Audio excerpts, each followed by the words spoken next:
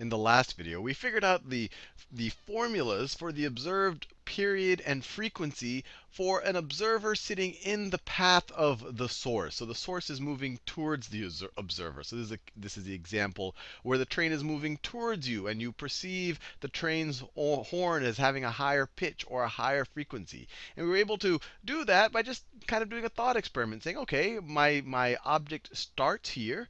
After one period, a period is just a measure of time, but it's the measure of time over which the source emits a cycle. So it emits a cycle every period. But after one period, we said, okay, where is that first wave front, or that first pulse, or that first crest, and where is the source? Because exactly one period has passed by, and the source will be ready to emit another crest or another cycle. So the distance between where the source is and that kind of the front of the crest, or that first crest, that is going to be the wavelength, because this next thing that it emits is going to be traveling at the exact same velocity, and they're just going to be separated by that distance, which we saw as this expression. We said, how long will it take it to travel that distance? Well, it's traveling at a speed of v sub w. That'll tell you what the observed period would be for this dude over here. We calculated right here. And then the observed frequency is just the inverse of that.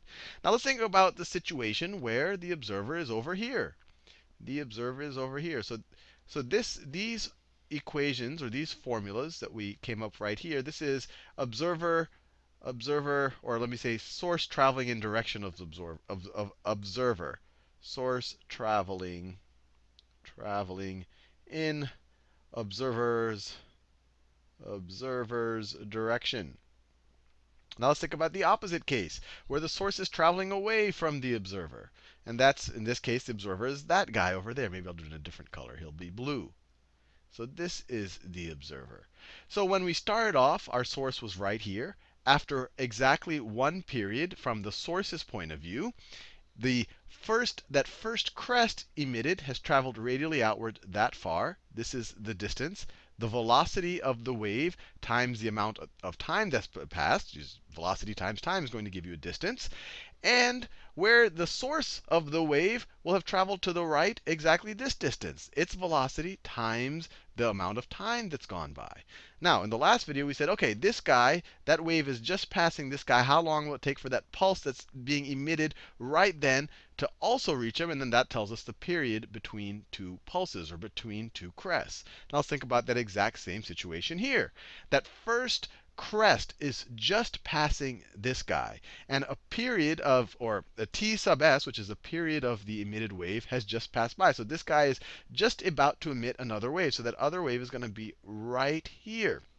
So what is the distance between the crest, or the cycle, or however you want to think about it, the pulse that is passing him by right now? What is the distance between that and the pulse, the front edge of that pulse that is being emitted right at that moment? Right at that moment. Well, it's going to be this radius, which is this value. It'll be v sub w times the period.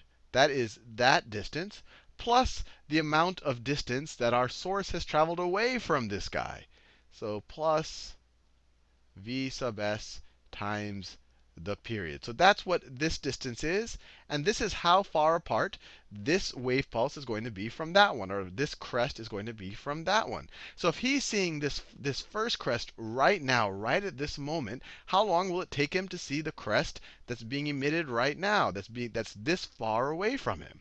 Well, it's that far away from him. So let me write this down. So the amount of time it takes for him to see the next crest, or the same point in the next cycle, that's the period. That's the observed period. That's going to be equal to this distance, the velocity of the wave, times the period from the perspective of the source, plus the velocity of the source, because the source has gotten that much further away from him. Velocity of the source times the period of the source. So that's how far the next crest is. And then you divide it by the speed of the wave, by the speed of each of the crests, which is just the velocity of the wave. And we can just factor out the t sub s's here and say this is t sub s times v sub w, the velocity of the wave, plus the velocity of the source, divided by the velocity of the wave.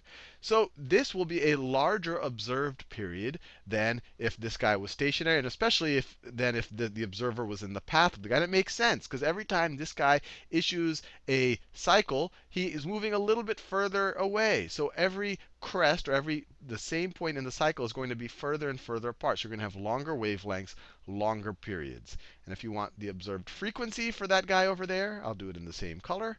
The observed frequency for a guy where the source is traveling away from him is just the inverse of that.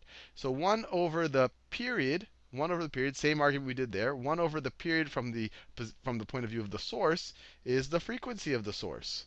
Let me color code it. That is, so 1 over t sub s is equal to the frequency of the source. This is the inverse of that. So I'm just taking 1 over everything here.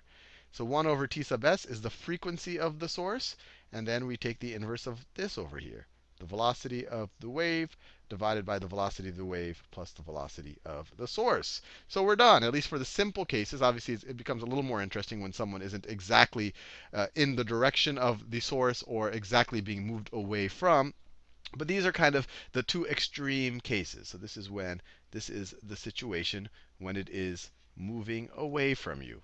And just to check our math and maybe make it a little bit concrete in relation to the video we did where we introduced the idea of the Doppler effect, let's actually apply those numbers. So in that video, 2 videos ago, we had a situation where the velocity of our source was 5 meters per second to the right, and the velocity of the wave was 10 meters per second outward, radially outward.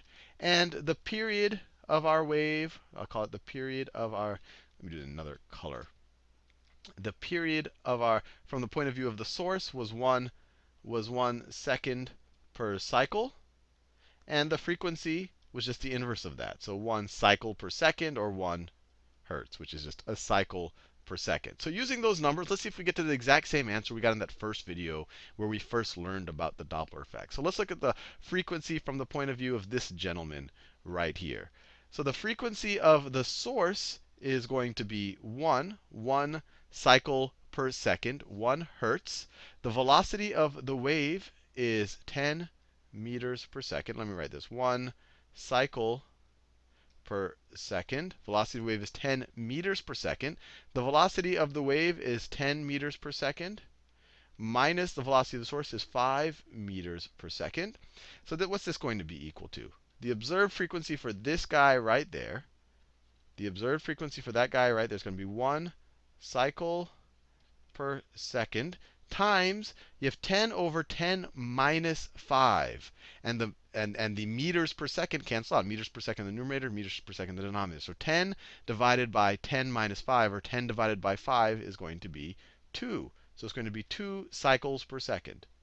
2 cycles per second.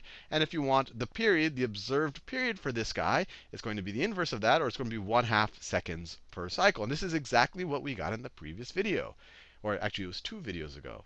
And what about the guy this guy is running away from? Well, do the exact same thing.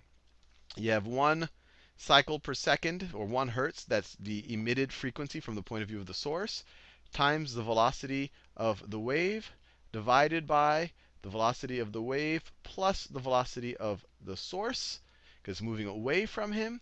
So it's 10 over 10 plus 5. That's 10 over 15. That is 2/3. So this is equal to 2/3. The units over here I'll cancel out. This was cycles per second. So 2/3 cycle per second, which confirms the numbers we got in that first video. So that should make us feel good. And it also makes a lot of sense. This guy is going to see the wave, each crest, more frequently. He's going to observe a higher frequency. If this is sound, a higher pitch. This guy, since each crest, or the cycles, are getting spread out, he's going to see them less frequently. And if this is sound, he's going to observe a lower pitch.